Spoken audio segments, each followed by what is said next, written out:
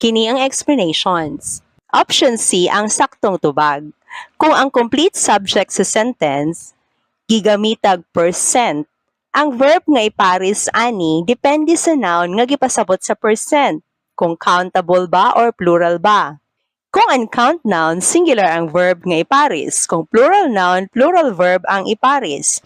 Tungod kay computers ang gipasabot sa 75%, kining C, need, or verb nga walay S sa tumoy ang atong gamiton.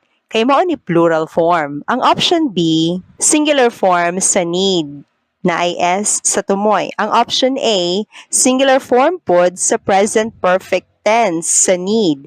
O ang option D, singular form pod nga